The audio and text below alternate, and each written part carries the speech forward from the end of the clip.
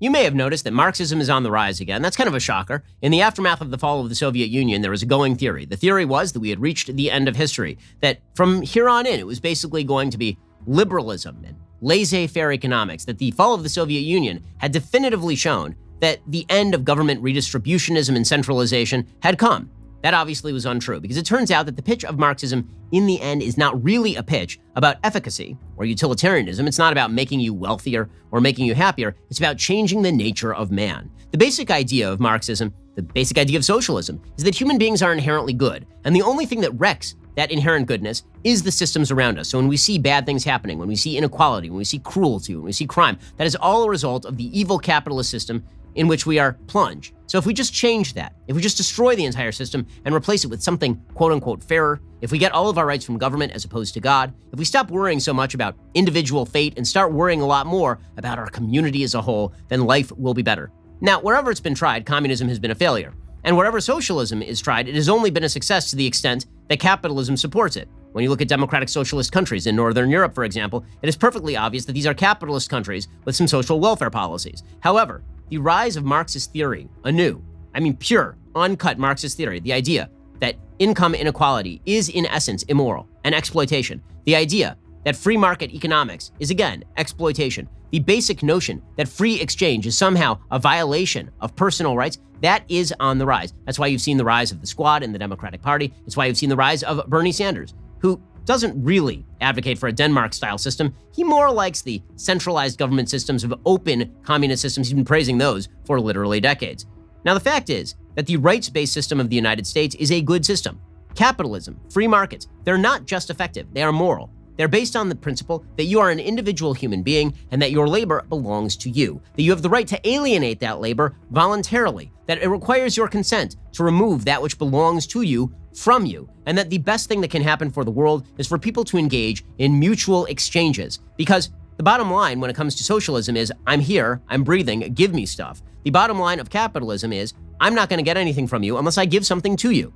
That free exchange makes the world a better place. It leads to technological development. It leads to prosperity. A part of what's happening here is that so many Americans believe that they hit a triple when in reality they were born on third base, meaning that all of the prosperity they've been experiencing is the result of a system they now decry. They tend to pretend that prosperity is the natural state of man, that being rich, being powerful, being free, all of these things are just how the world works, and so if we chip away at the foundations of our society, everything will be fine. That isn't true. Not only is it not true, it's immoral.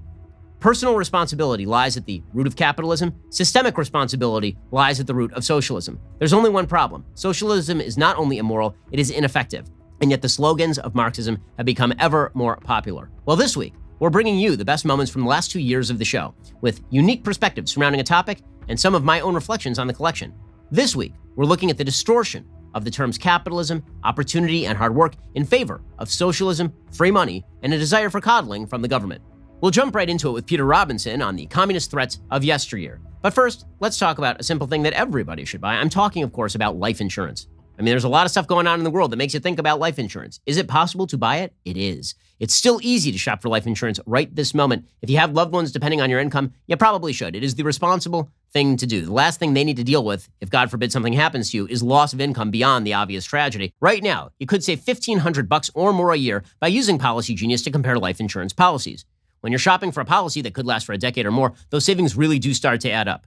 What's Policy Genius? Well, it's an insurance marketplace built and backed by a team of industry experts.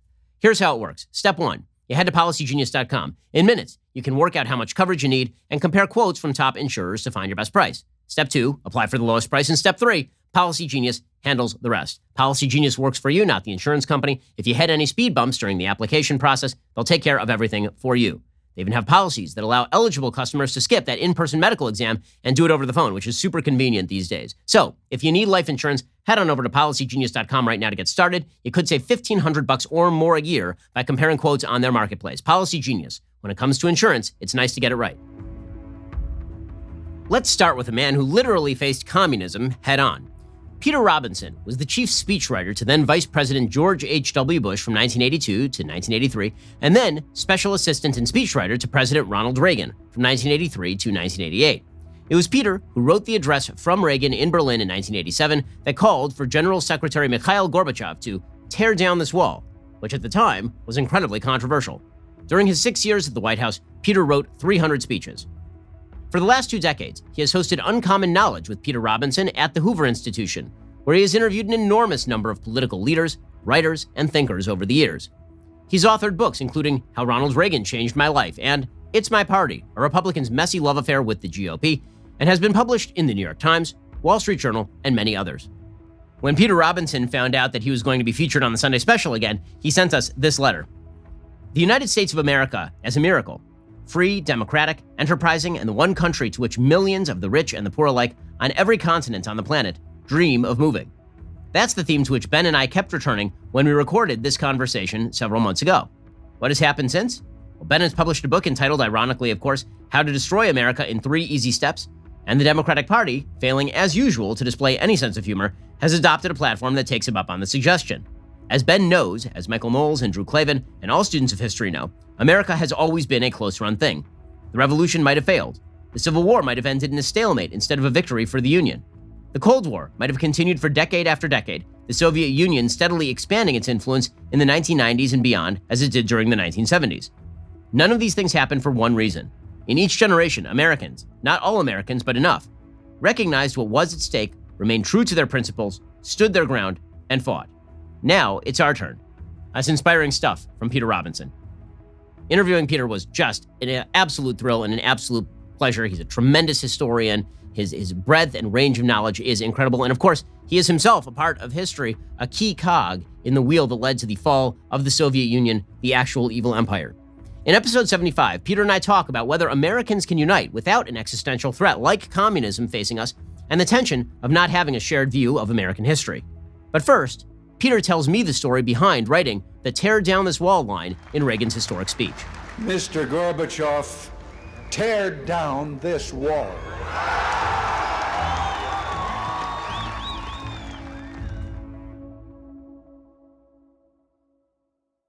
1987, spring of 1987, Berlin is celebrating some 800th anniversary. Gorbachev is going to visit, the Queen of England is going to visit, and the West German government, remember, it was West Germany and East Germany in those days, the West German government asked President Reagan to make a visit. I got assigned the speech and flew to Berlin before, this would be 6 weeks or so before the president was to speak there, to do some research. I went to the wall, I went to the place where the president was going to be delivering the speech.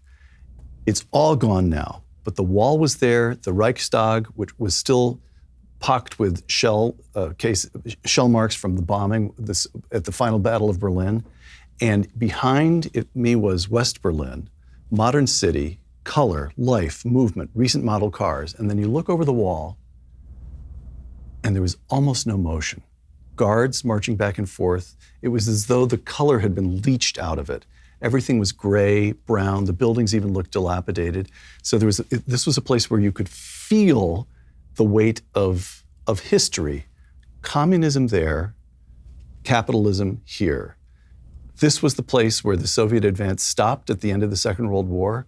This was the place where the Americans and the British had taken over.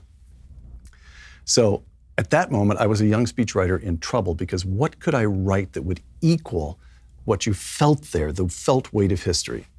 Several other stops in Berlin, including one to the ranking American diplomat who was full of ideas about what Ronald Reagan should not say. West Berlin is surrounded by East Germany.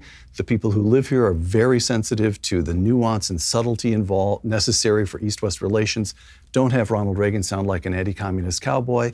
And by the way, don't have him make a big deal about the wall. They've all gotten used to it.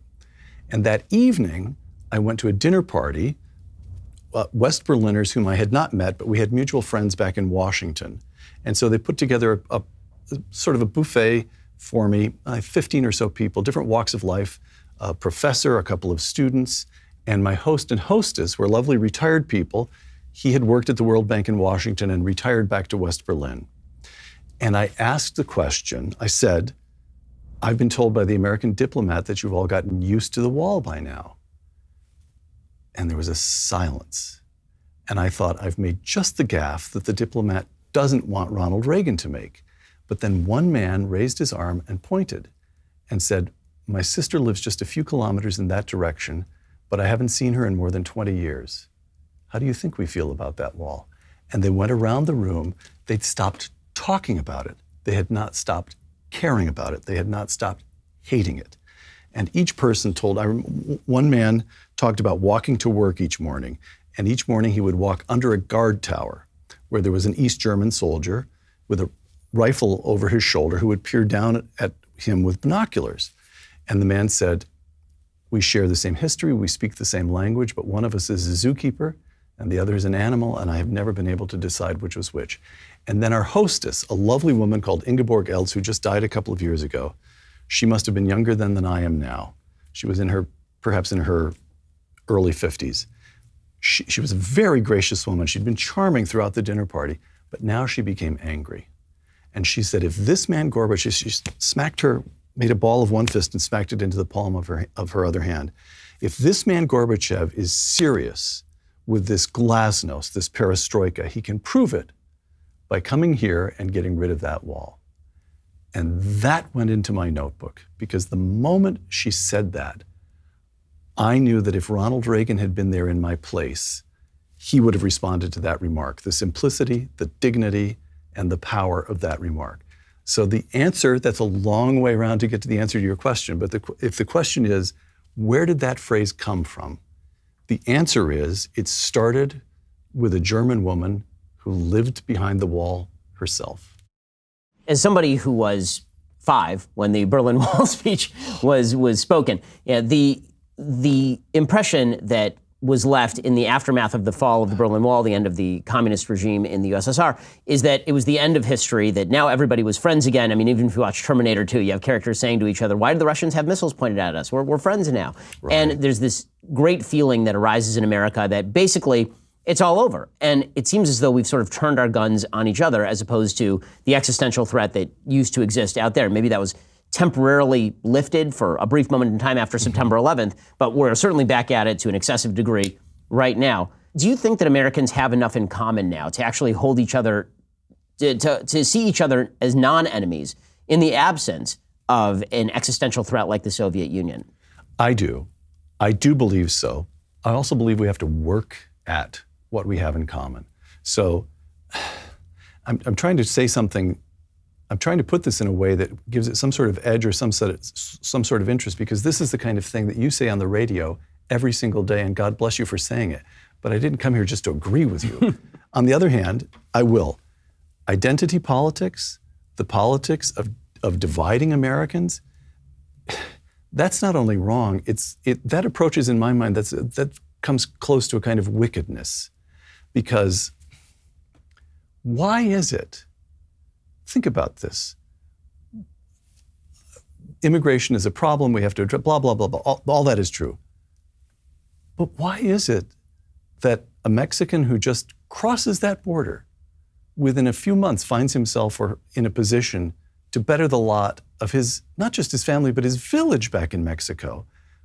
What is it about this country that permits remittances back to Mexico of almost $30 billion a year? Why is it that one of the first things that Chinese do, the Chinese who, since 1979, when Deng Xiaoping had his opening to markets, and now there are lots of people in China who are rich, what do? They try to buy real estate right here in Southern California. They try to invest their money in this country. What is going? And the answer, of course, is that the United States of America is a miracle. And it needs to be cherished and sustained and nurtured in every way we can. People who come here, I'm trying to think back. Now, Ronald Reagan didn't live to see the kind of uncontrolled immigration that we have witnessed since he left office. And so he was fundamentally pretty relaxed about immigration. But what he always understood, what people of that generation always understood, was that people come here to become American. So the idea that it is in the interest of certain politicians, you and I, I'm sure, could go off and do a whole show on the problems with California, this spectacular state, so blessed in so many ways, so beautiful, so filled with enterprising and talented people. And the homeless. And yes, okay. The problem with California is the government of California in whose interest it now is to colonize certain groups or communities of people when they come here for political purposes and try to trap them in a certain kind of mindset instead of permitting them to enter into the fullness of American life. That's just wrong. It is just wrong. So the answer is yes, I do believe we have enough in common. We have our ideals. We have American history.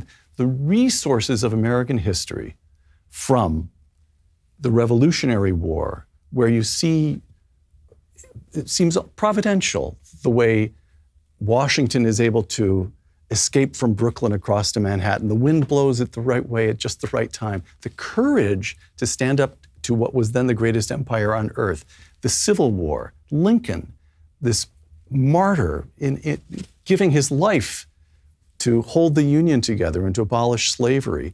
The greatest generation in the Second World War. I would argue that the Cold War, which is a bipartisan project, it begins with Harry Truman, it ends with George H.W. Bush, and in between, intellectuals behave by and large pretty badly, really, during the Cold War, but it's ordinary American people who continue to vote, to sustain the politicians who want to spend the money to do what we need to do, that this country is able to sustain that kind of a project across 4.5 decades rather, until communism collapses and the Soviet, by the way, this is a pet peeve of mine, it is now, we're not allowed to say that our side won the Cold War. It just ended. Right. Nobody won, nobody lost, it just ended. Well, let me point out one thing. The United States is still here and the Soviet Union went defunct. We won. So the resources of American history, the ideals that we have, the ability, this is, well, your book on Western, the right side of history. The astonishing thing about the Western civilization is not that it's Western. It's that it consists of permanent truths which are open to anyone from anywhere. And the greatest exemplar of that tradition in the world today is the United States. Yes, of course we have enough resources if we choose to sustain them. Longtime friend of the show, Senator, presidential candidate, and host of the podcast Verdict with Ted Cruz, it's Ted Cruz. From 2003 to 2008, Senator Cruz served as the Solicitor General of Texas, essentially hired to handle appeals involving the state from a constitutionalist perspective. He argued before the Supreme Court of the United States 9 times, winning 5 of those cases. Cruz was then elected as a U.S. Senator from Texas. The senator first became widely popular in 2013 when he gave a 21-hour speech on the Senate floor to hold up a federal budget bill in order to defund Obamacare. It led to a government shutdown and ruffled a lot of feathers, but it also showed supporters that Senator Cruz was committed to walk the walk of a conservative political leader. You can hear him tell this story in the full episode. Cruz joined us and gave his perspective on being raised by a father who fled communist Cuba in the 50s. In regards to America's size of government and its control, and the ever-growing sentiments with regard to socialism, Senator Cruz's story hits home on the need to fight against tyranny. When we let Senator Cruz know that he was going to be in this episode, he sent us this letter. This November, the American dream is very much at stake, as the precious rights and freedoms we cherish are under assault by the radical left. Months ago, following the horrific death of George Floyd, thousands of Americans across the country exercised their First Amendment right to peacefully protest against police brutality and for equal justice. However, these protests were hijacked by violent Antifa members and other anti-American anarchists who would arrive at protests with weapons, rocks, commercial-grade lasers, sledgehammers, and weapons-grade fireworks to use against the men and women of law enforcement, the very people who put their lives on the line every day to protect our lives and rights. This violence should be universally condemned, but unfortunately, Democrats have been largely silent. They've made a cynical political decision and believe it's politically expedient to stand with the rioters. I chaired a hearing just a few weeks ago. Not a single Democrat who participated in the hearing would criticize Antifa. Instead, many Democrats across the country are actually supporting calls from the violent mob to defund our police departments. This is the face of the Democrat Party. A Democrat Party that refuses to condemn Antifa violence, refuses to stand with the men and women of law enforcement, and has Bernie Sanders running the show. That should scare every American. We need to stand for justice, stand with the men and women of law enforcement who by and large engage in proper conduct, and stand for freedom. That is how we protect the American dream. That's from Senator Ted Cruz. Full disclosure, I've been friends with Senator Cruz for a very long time. I backed him in his original race against David Dewhurst, then the lieutenant governor of the state of Texas. I've always found Senator Cruz to be charming and fun. I know you don't always see that side of Ted, but he really is quite fantastic. In episode 54, hear Ted tell me about his family and about how his community, the Hispanic community, is a fundamentally conservative community. But conservatives need to communicate the message that connects with them.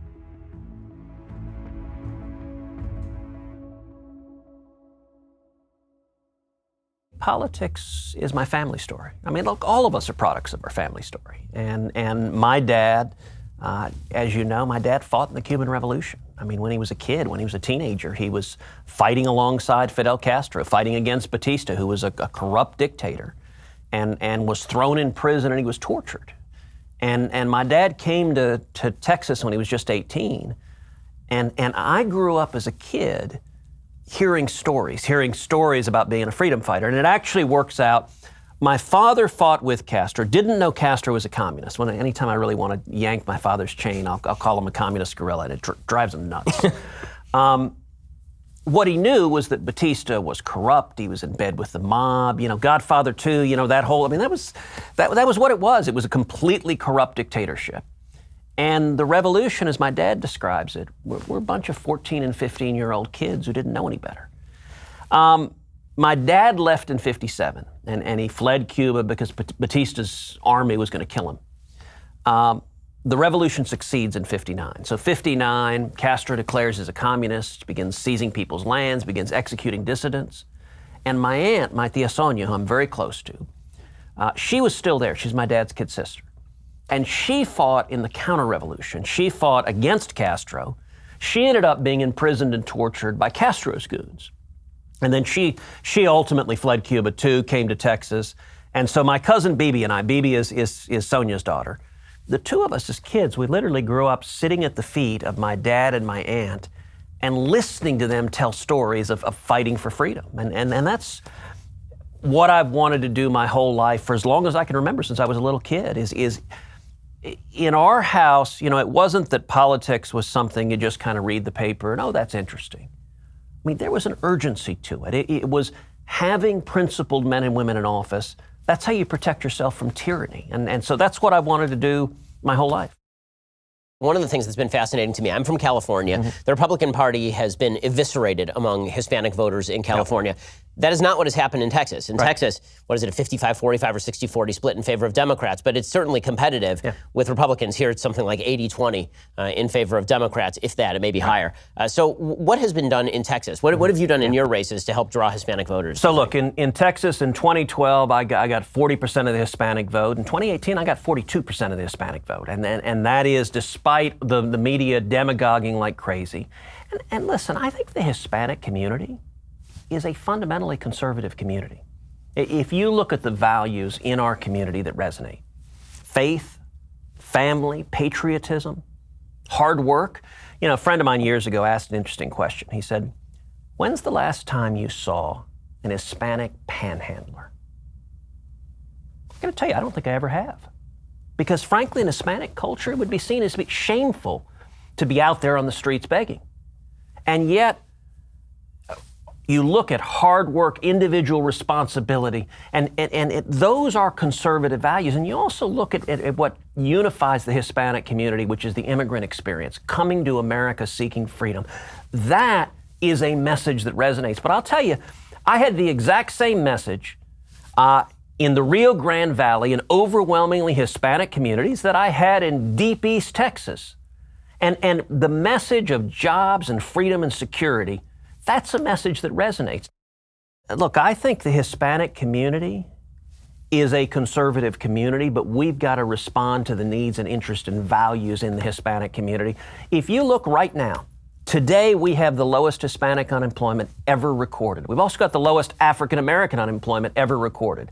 Now, the clown show that is the Democratic 2020 primary, none of them are going to admit that. They're going to go to Hispanics and African Americans that are seeing the lowest unemployment ever recorded, and they're going to say, these policies are terrible for you. You should go back to the Obama-era policies where you had much higher unemployment, much higher poverty.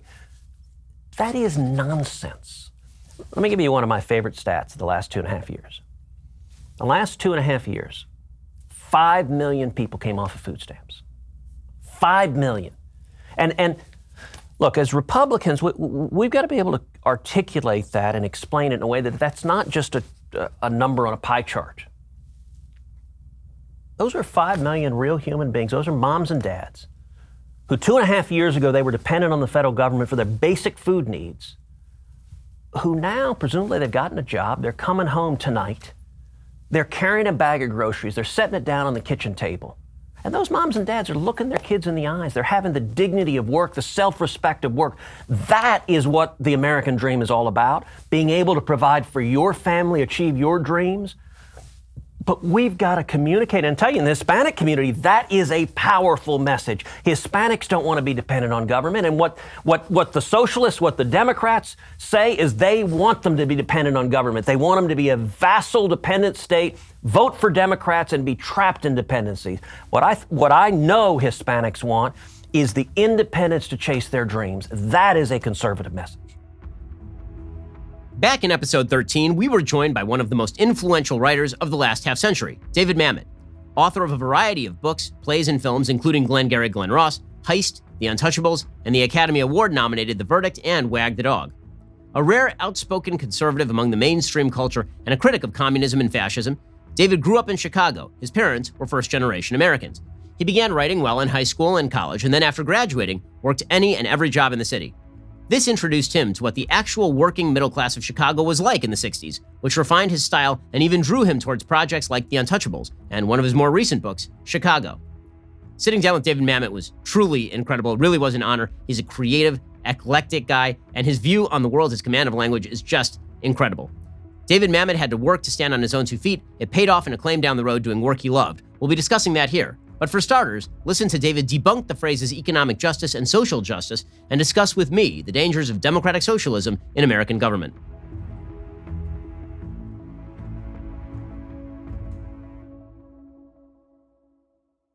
People on the left are constantly suggesting that capitalism is this dog-eat-dog business where people are attempting to tear each other down. Then they use that as an excuse for government interventionism. But it sounds like, your basic view of human beings, that all human beings are basically at each other. And that's why we have to come to these basic agreements to leave each other alone. Well, yeah, I was watching yesterday that the great Tucker Carlson, I'm crazy about him. He had some cockamamie, I think Democrat, something or other, congressman or something like that. And he says to the guy, the Democrat, he says, wait a second. He says, you guys got nothing left in a golf bag. So what in the world are you going to run on in the midterms? And the guy says, economic justice and social justice. So I said, well, okay. Let's break it down to the English language, right? What does economic justice mean? At the end, how's that different than justice, right? It's communism. What it means is it's statism. It means that someone is going to stand above whatever rules we have for commerce and decide what's just to whom, right? So as Tom Sowell said, when anybody says it's going to help A, you say, well, who's it going to hurt? Right, so economic justice is, at the end of the day, it's communism. It's saying, and communism is someone's going to be in charge of saying what you have to give to me, and I'll keep what I think I want and give it back to you. Which brings me back to when I realized that the whole the Marxian idea, from each according to his ability to each according to his need, really begs the question. Because the term which is missing is the state shall take from each according to his ability, which means the state's going to determine what your ability is. The state shall give to each according to his need. I'm the state, I'm going to determine what you need. You don't determine it anymore. You don't determine what your ability is, the state does. So much for economic justice. And I thought social justice, how's that different than decaf justice, right? Regular common garden decaf justice. Right? So justice is drawing a line. That's what justice is, like taking a line of type and justifying it. I'm going to say this is in, that's out. Is there going to be injustice in terms of justice? Yeah, sure. The Talmud says, right, where there's law, there's injustice. Okay, great. We're going to have a line, right? Social justice means there's no line. Whoever's screaming loudest gets to say, this is what you have to do. So you say, wait a second, let's refer to the line, let's refer to the law. They say, no, throw out that law. The law is insufficient. And I got a guy talking to it Shul. He says, well, obviously the Constitution's out of date. How would a 240-year document possibly be relevant? I didn't want to say, well, then why are we sitting here reading the Torah? But so what I said was, wait a second, okay, let's say it's out of date. How are you going to fix it? What do you suggest?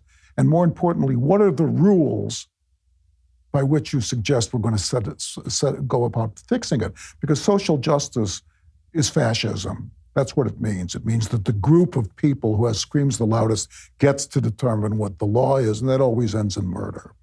So there are two wonderful phrases, economic justice and social justice, which don't mean nothing, as the semanticists would tell us. They mean something. And what the first thing they do is they're an anesthetic. Are you optimistic for the future of the country, or do you think that... Yeah, I feel incredibly. Somebody said a long time ago, they said, no democracy survives more than 300 years.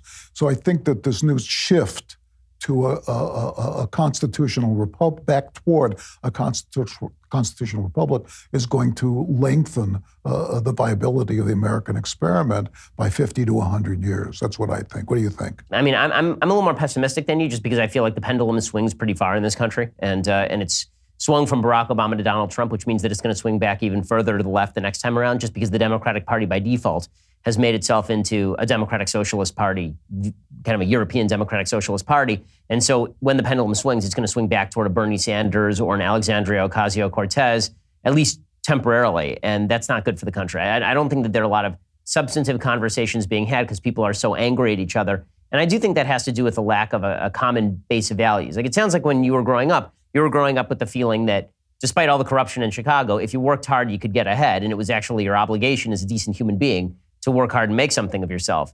And I feel like there are entire generations of people in this country who've been raised on the premise that America is actually a terrible place that is seeking to put its boot on your throat, and that anyone who proclaims that America is good is a perpetuator of this evil system. That's true, but all these generations who were raised in the bubble, I don't think Starbucks can open outlets sufficiently enough to keep pace with that growing population. So what are they going to do for a living? After their parents die and they're sitting on a couch and working as a barista. I don't get it. Well, that's the big question, and I do wonder, whether these folks have a skill set. I mean, they don't. I mean, that's the other thing that gets me. And I have a lot of kids. I want to go live in a shoe with the old woman. That's how many kids I have. But we talk a lot, and I talk to them, and some of them experience the great joy of doing something for a living. Yeah, I mean, but I don't know that there are that many people in the United States who actually see that.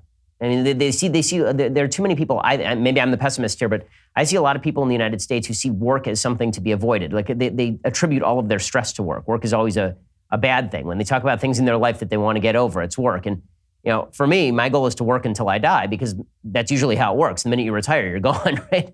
So my belief is sort of the belief from the book of Genesis, which is that you are put on the earth to cultivate it. And the minute you stop cultivating it, there's no reason for you to be here anymore. But I think that there are a lot of people who actually believe that they were put on here on earth for leisure time and enjoyment. And the more that we require of you, the harder you have to work. That's an inherent flaw in the country. That according to Bernie Sanders' logic, we're so rich, why should anybody have to work? Well, Bernie, I think I met him in the old days because I spent a lot of time about the same age overlapping in north central Vermont. I don't think he's ever worked a day in his life. No, literally. He hasn't. I mean, he was kicked out of a commune for not working enough when he was in Vermont. Legitimately, it's an actual thing that happened, and now he owns a lake house, right? So it's a great country where you can never work a day in your life and have a lake house where you vacation with Bill de Blasio. Well, the question is, which the young won't address, is where's the money come from? They say from the government. Well, all the government can do is either tax you or steal it from you or waste it or spend money on either things that everybody needs but nobody wants to pay for, or things that nobody wants.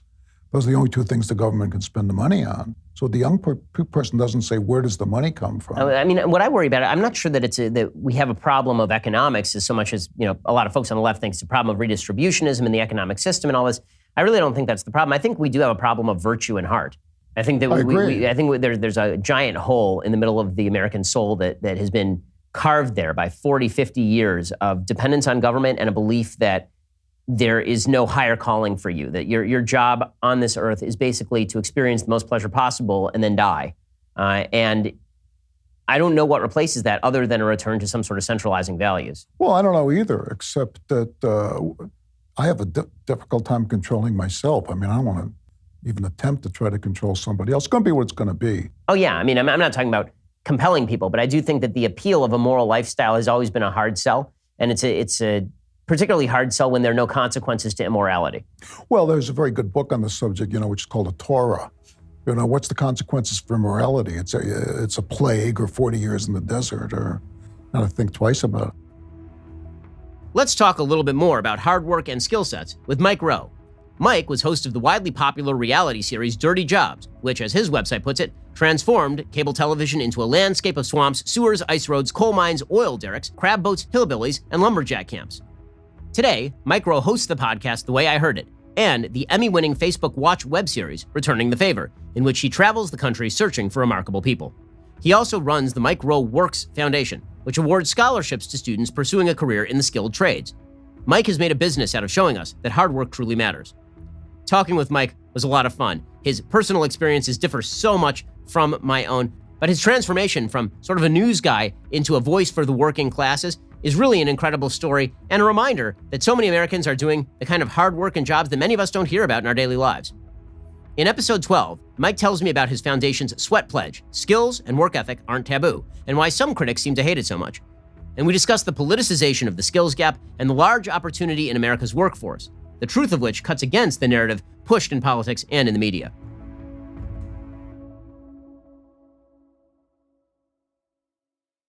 Every job eventually becomes a job. No matter how passionate you are about your initial belief in a job, and I love my job, and I'm sure you love your job, eventually it gets to the point where, I got to get up this morning, got to go to work. It's still you getting up and going to work. Happiness is a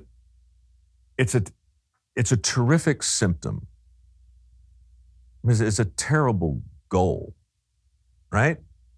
It's just a terrible goal because it's a sucker's bet. If happiness were that tangible, then the same thing would make everyone happy. But obviously it doesn't, But I'm sure of that. I'm not sure of much, but I'm sure of that. I wrote this thing. You'd get a kick out of it. It started like most everything I do as an attempt to amuse myself. But after a bottle of wine one night, my foundation awards work ethic scholarships. So we need to have some mechanism by which we can try to account for work ethic. I mean, how do you measure character? It's virtually impossible. But I wrote this thing called a sweat pledge. Skills and work ethic aren't taboo. Sweat, right? And you have to sign it. It's a 12-point pledge, sort of part 12-step process, part scout law, right? And some people really, really, really hate it. But one of the first things is, I'm grateful. I won the greatest lottery of all time. I live in America. 2, I do not follow my passion, right? At 3, it goes down all of these things. It was like a little personal manifesto for me.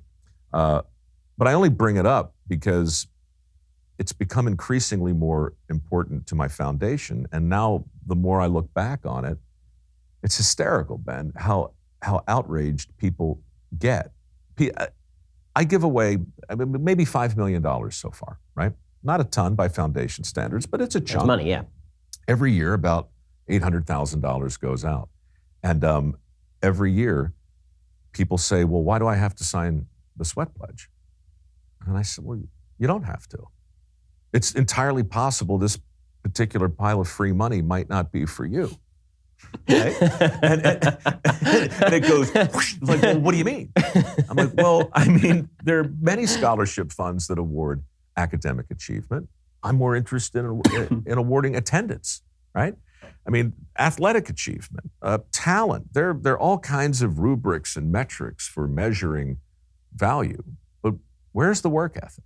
So that's what we try and do. And forgive me, I'm trying to bring this back to the answer to the question you posed, but I forgot what it is again. So have I. You took me on the journey, and now we're left adrift here. But I'm going to send you a sweat pledge. I'm going to send you a sweat pledge, Ben. Okay, sounds good. Well, and let's hone in on for a second the first principle that you mentioned, which is that you won the lottery because you live here, which is something with which I totally agree. But that's a pretty controversial proposition these days. Sure. And it's become almost partially a left-right proposition, unfortunately. Where you see there's a poll that came out just within the last month that suggested that Republicans particularly were very proud to be members of the United States, very proud to be American, and they were very proud to be American when Obama was president. This was not dependent on who was president. It was 73% of Americans who were Republicans were proud when Obama was president. It's 77% now. And for Democrats, it was like 54% were positive when it was Obama, and now it's like 38% because of President Trump. Why do you think there are so many people in the country who look at the situation that they've been handed, which is the freest, most prosperous country in the history of humanity, and think to themselves, I'm a victim in this scenario? And that, not to discount anybody's actual hardships or past, but why do you think that that's become such a prominent thing in what clearly is a land of opportunity? Because it's not clear. It's not clearly. Right? Of all the divides, the one that worries me the most is the divide between people who are genuinely convinced that opportunity is dead and those who are not, right? The ones who are artificially convinced or just, paying lip service to it, they don't matter. But there are a lot of people who really and truly believe the system is rigged and they truly believe opportunity is dead. They scare me. Not because I'm frightened of them, but because that belief that'll kill us. I mean, if that belief really and truly spreads, it'll kill us. This is why the skills gap becomes weirdly political. It shouldn't be. It's just opportunity. It's just 6.3 million jobs sitting there vacant. But when I point that out, it's very difficult because everything is politicized today, right? It's what comes back is, well, what does the existence of opportunity mean in a country where we're fighting over the fact that opportunity may or may not be dead? It's proof positive that it's not. Now that's a problem, right? The optics don't line up. So then you have economic experts with whom I really can't engage because I'm not an economist, but they will tell you why the skills gap is a myth. So here's how it breaks down. If I point to 6 million available jobs, my friends on the right will tell me that those jobs are available because human beings are fundamentally lazy. My friends on the left will tell me that those jobs are available because employers are fundamentally greedy. And that's where we are.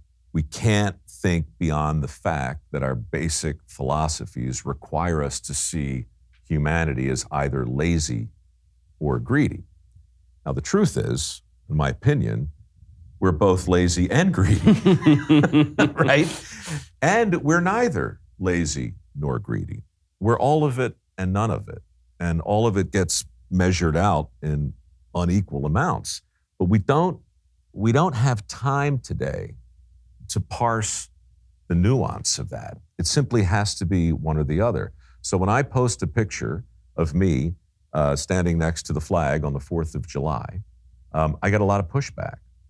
And I think a lot of people who are pushing me back don't really want to push back. They just don't want to see me doing something patriotic because the lines have been drawn. And now if you're patriotic, well, then you must be on the right. That's also really super dangerous. It's a false choice. And we have to push back against that. It's incumbent upon us. I think you're doing a decent job of it. I'll try, thanks. I mean, no, honestly, look, you're as biased as I am. You're as biased as the next person, but you can point these cameras at anything you want, and you're pointing them at honest, thoughtful conversation. Longtime television personality, commentator, and Emmy Award-winning journalist John Stossel has spent his career espousing the virtues of individual freedom and exposing the evil of big government.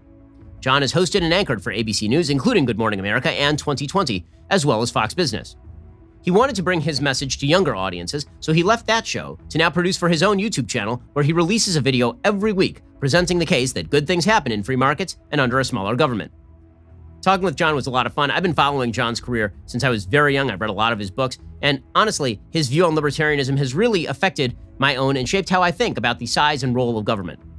In episode 27, John walks through how his media and journalism career made him hyper-aware of the shortcomings of government, particularly in making life better for Americans. We also discuss the countries that the left points to in regard to democratic socialism functioning well, and how the biggest capitalists in the country sometimes become capitalism's biggest enemies.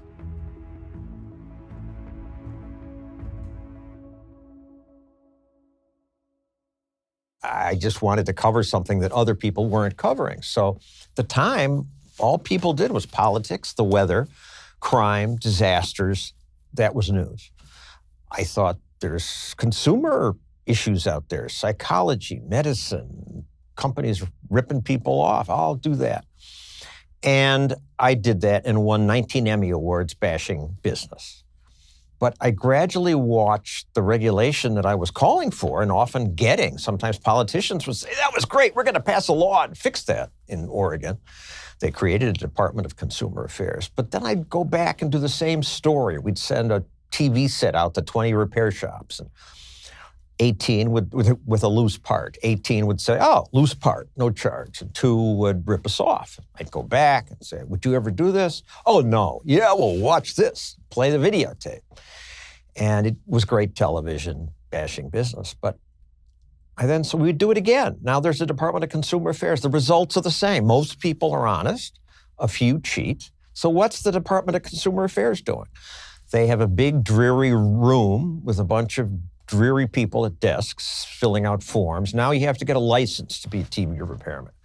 And supposedly that will screen out the bad guys. But it doesn't. It just lets in the ones who are sophisticated enough to know how to get the license. The immigrant maybe works beyond the law in the black market. Everybody has to pay a few pennies more to pay for the lawyers, and consumers no better off.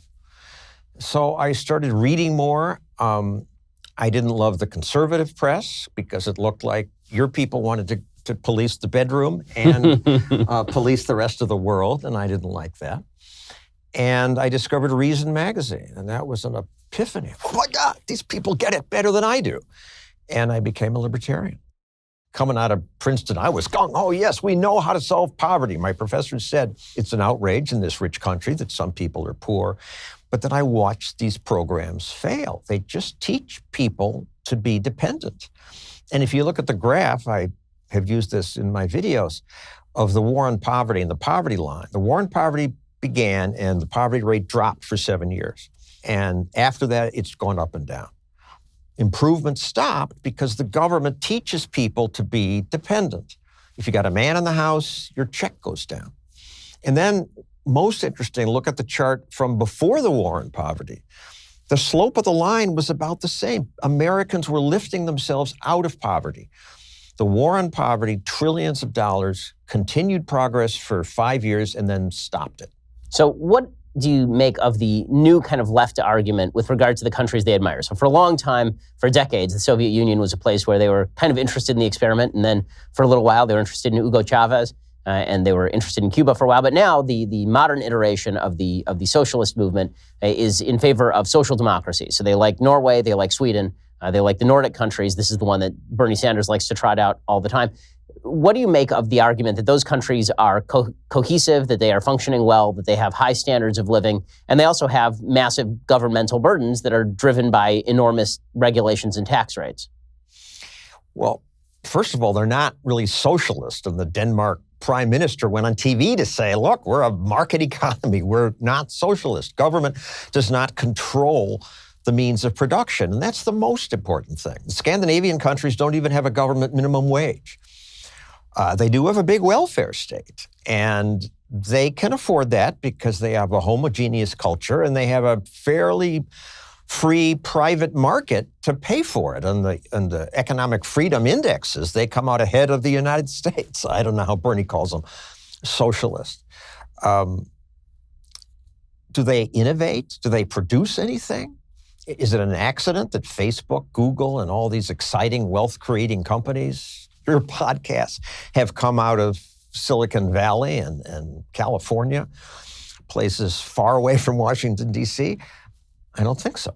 Yeah, and that I think is always the big distinction that folks fail to make, that socialism freezes things in place and redistributes them, and capitalism generates new and innovative methods. But when it comes to things like healthcare, where the left really is putting its heavy focus these days, what they say is, okay, well, fine, so we sacrifice a little bit of innovation, but there's an entire group of people who have pre-existing conditions, and they don't have a capacity to pay for the healthcare that they need. So what's the best system for providing healthcare if we're not going to have some sort of baseline government-provided healthcare? It would be presumptuous for me to say what the best system is, but what I've learned is that the more market there is, the better. And poor people with a pre-existing condition are not going to have a market solution.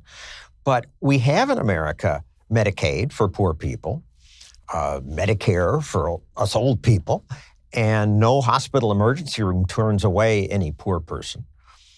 we don't really have a free market system because the rest of it is paid for not by individuals, but by insurance companies or government. So what really works is when you go to the doctor and you say, gee, doc, does it really have to cost $200? I'm paying for this myself. And this is starting to happen with the health savings accounts. Company, instead of just having the insurance company pay for it, they give you some money and you make some of those decisions. And doctors often say, really? You're paying yourself? Like now? I don't have to wait 2 months for the insurance company? Okay, well, $100. And then they don't even know where to put it because they haven't had a cash box for so long. But moving toward more consumer-driven, and that means high deductibles, which nobody wants to hear about. Everybody hates that. That's the only answer. And Bernie talks, single pay in Europe, you don't pay for anything. That's true in England, forget about Norway, England, Canada, Australia. And it's true, you don't pay. But the National Health Service in England was created the year I was born.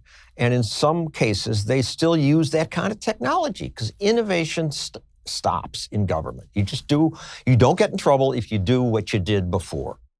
You know, most young people won't read books. That's why I'm making videos. You mentioned Tucker. I just released a video on Amazon and Jeff Bezos. And I started it with a video defending Bezos against Bernie, saying, how dare Bernie attack this man who, yes, he's the richest man in the world, but he's made us all richer by lowering prices so much. The Fed even lowered its inflation rate. And they pay vast amounts in taxes, and their investors pay lots of money in taxes. He's good for America, and he's being trashed. But I'm midway through writing this piece, and Bezos caves in to the progressives and says, yeah, I'm going to raise all my workers to $15 an hour, cutting off performance bonuses, stupidly perhaps. Still, it's his company. He can do that. He'll find very good workers for that. But then he goes on and says, I'm going to lobby like another craven opportunist rather than a capitalist. I'm going to lobby government to force every company to pay $15 to get rid of the competitive advantage my competitors would have. And since I got lots of robots replacing workers, I'm going to really crush these guys if they have to pay $15 an hour. So capitalism's biggest enemies are often capitalists. Yeah, and this is, I think, a great point that libertarians, I wish, would make more often, because the kind of pie-in-the-sky rosy view of free markets is always that people are going to act morally within free markets. But the truth is there are a bunch of people, as long as there's a big government capacity out there, who are going to take advantage of that. This is why when folks say, well, big business is capitalist, like, have you been watching big business? And have you been watching any business? Like, human beings are willing to take advantage of each other, which is why you do need, and I keep coming back to this, and I think that this is not to promote my own ideology, but I'm going to because it's my show, that you do need a tremendous focus on bringing up virtuous people in a free system if the free system is going to last, because otherwise people are just going to try and pervert the system for their own ends, which is exactly what you're talking about with Bezos. And when people say crony capitalism, that's not crony capitalism, that's economic fascism. It's exactly the same sort of state-sponsored monopolism that you were seeing in early, post-Weimar Germany. So it's really, I think it's necessary for libertarians, and I include myself in this number, to spend an awful lot of time teaching people that virtue is necessary. And that's why, it's the markets are great. But this is where I think Adam Smith differs from the Lord Mandeville bees metaphor. Right? Adam Smith recognizes. I don't know the Lord. Oh, so there's a very famous. There was a tract that was written right before Adam Smith, all about. I forget the name of the tract. It was written by Mandeville, and it was basically it's a piece of poetry. It's like 500 lines about the economy of the bees. And his basic idea is that economies develop because people have vices. Private vices become public virtues. In other words, you want to buy a nice piece of jewelry, and therefore this creates economic growth because you want something that you didn't have before, and maybe it's coming from selfishness or greed, right? It's sort of an objective disposition. So my wanting it is a vice. So my wanting it would be the vice in this particular scenario. But what Adam Smith says, and he's correct, is that while that's true with regard to vices that are not inherently damaging to the system, there are vices that are inherently damaging to the system. And so we have to teach people that freedom can only be preserved by people who actually spend an awful lot of time thinking about virtue. Wow, that's bigger than I can digest Well, or put into one of my 5-minute videos. yeah. Well, let's talk about for a second the changes. Sorry, go It's ahead. hard for a Bezos to resist. He's almost not doing duty to his shareholders when there's this monster government over here doling out. Put your headquarters here. I'll give you a tax break. In some ways, he'd be a fool not to ask for it. The only solution is to shrink the state. And why did Japan and Germany do so well after World War II? Because we bombed them to smithereens and they had to start over. And they got rid of all the guilds and the special interests that were holding progress back. And then they grew so fast. It's a horribly depressing idea to say that's the only way to stop the growth of government. But maybe it is. Well, I'm not going to go to bombing people I'm not in smithereens, advocating but that. I'm just saying, you keep asking me, how do we convince people? Can we teach virtue? And I don't know that you can. There's perhaps no one who proclaims the glory of capitalism more than radio host and financial guru Dave Ramsey.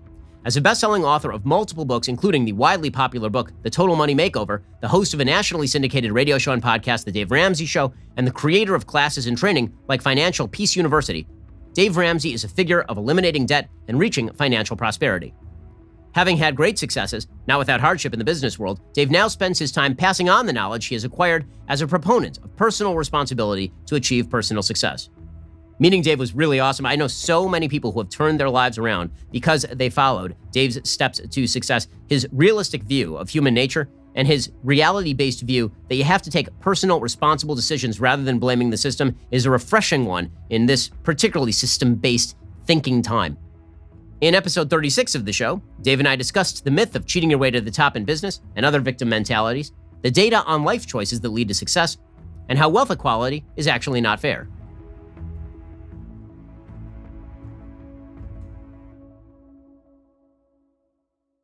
When it comes to kind of personal character, how much do you think that financial decisions are about education of people to make the right decisions?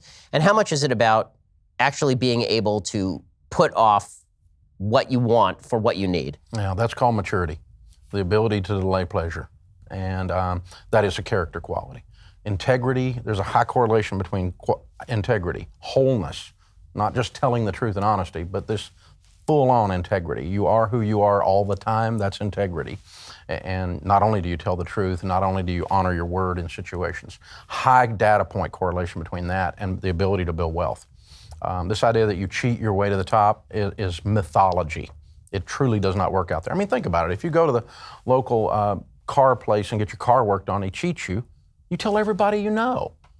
And you don't tell everybody you know. And if you go in there and he says, oh, it was 35 cents, I fixed it, don't worry about it. You tell everybody you know because you just found a unicorn. You know what I mean? It's so rare. The guy just did the right thing. And you send your family, your friends, and that's how you succeed in business, is you do the right thing. It's how you succeed in life. You do the right thing.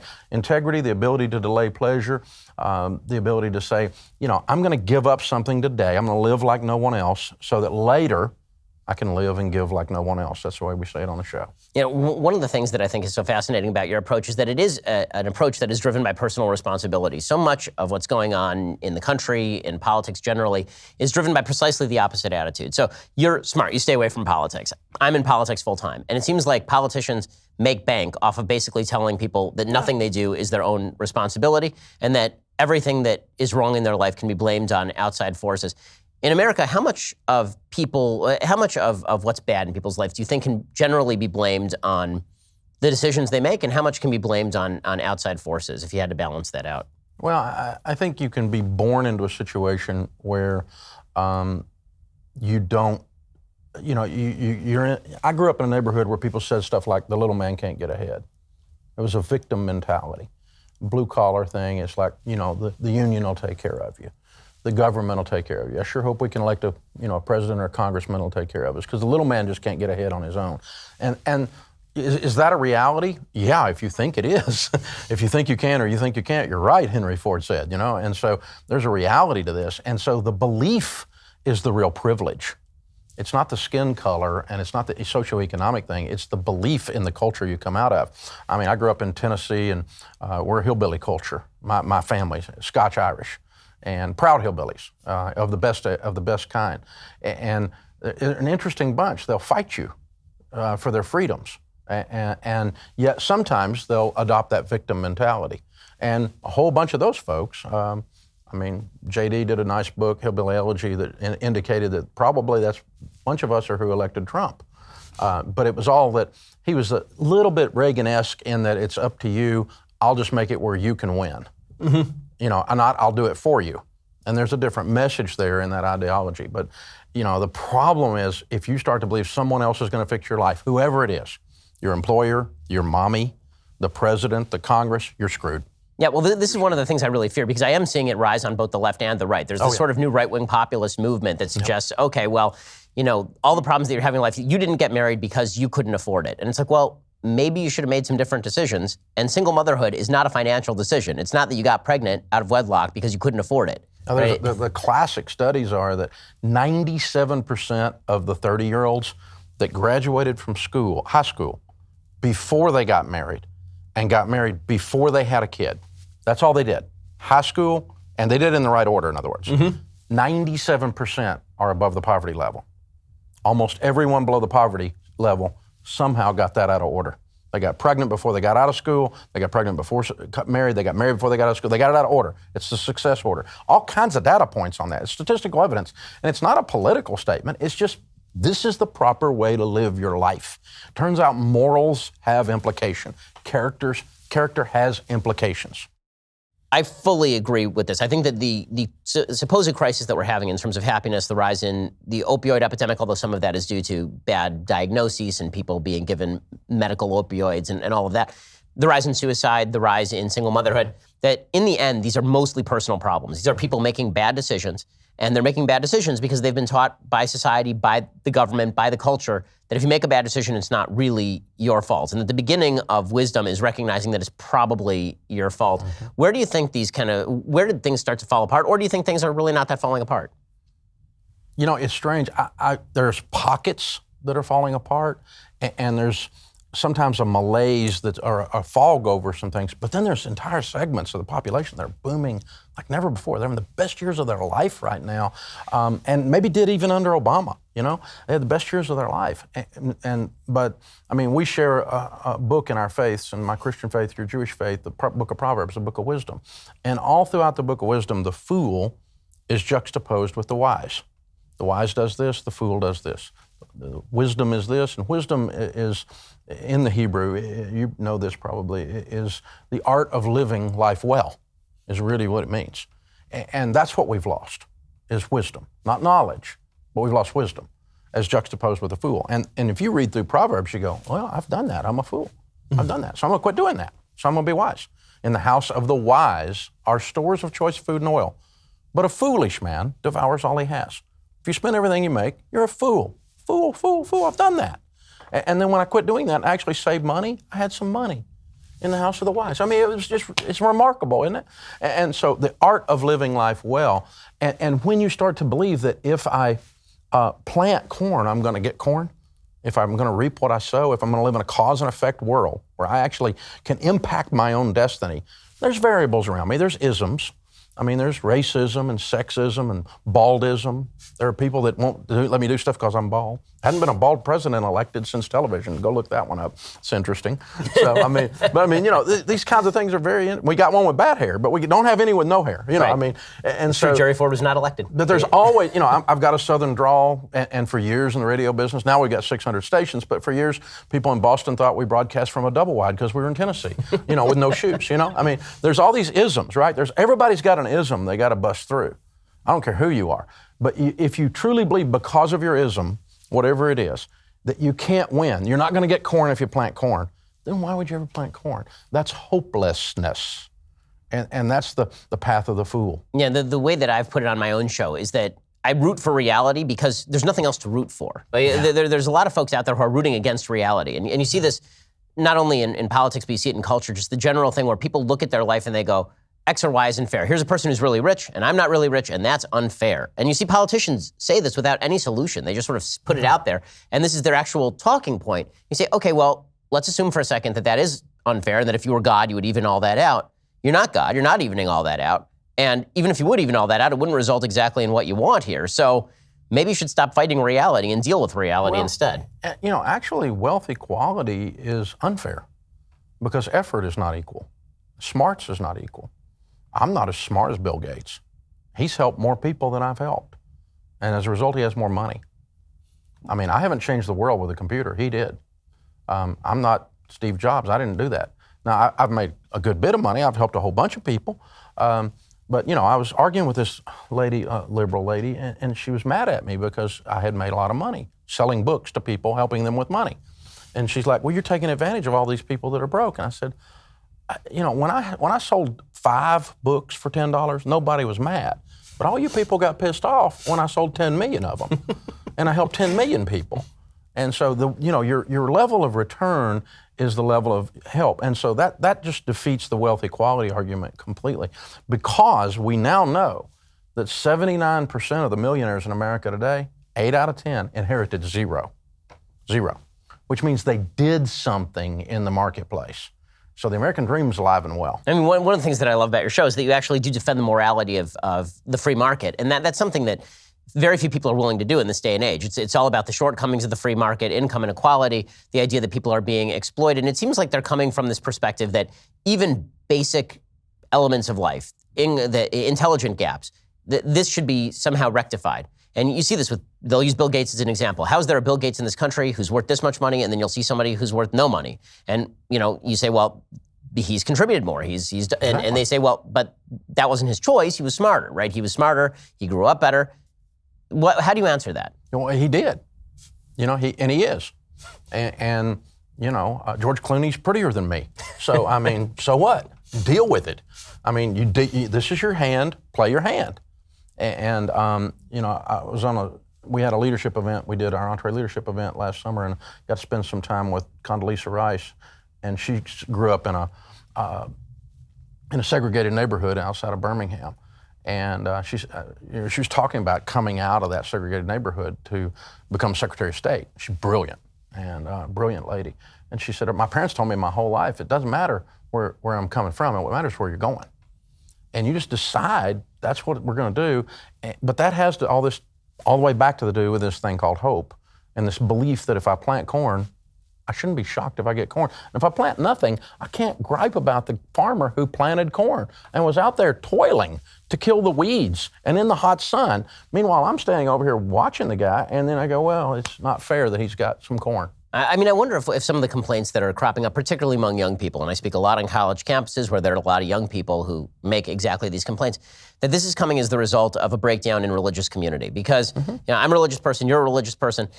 There are a lot of rich people who have been, I've been a lot poorer, I've done well.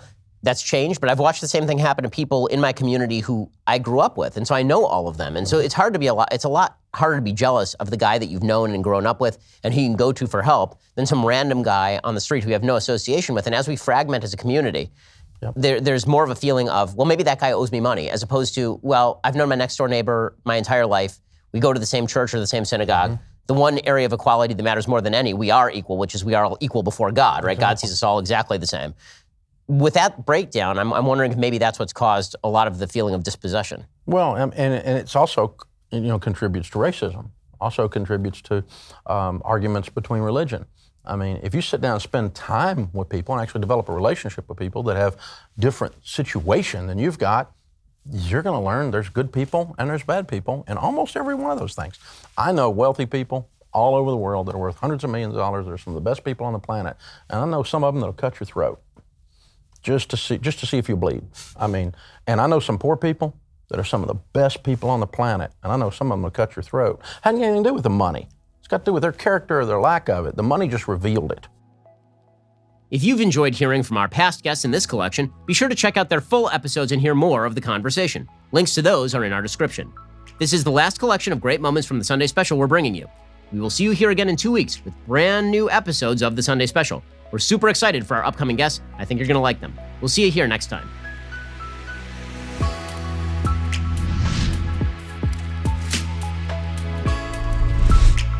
The Ben Shapiro Show Sunday Special is produced by Mathis Glover. Executive producer Jeremy Boring. Associate producer Katie Swinnerton. Our guests are booked by Caitlin Maynard. Post-production is supervised by Alex Zingaro. Editing is by Jim Nickel. Audio is mixed by Mike Coromina. Hair and makeup is by Nika Geneva. Title graphics are by Cynthia Angulo. The Ben Shapiro Show Sunday Special is a Daily Wire production. Copyright Daily Wire 2020.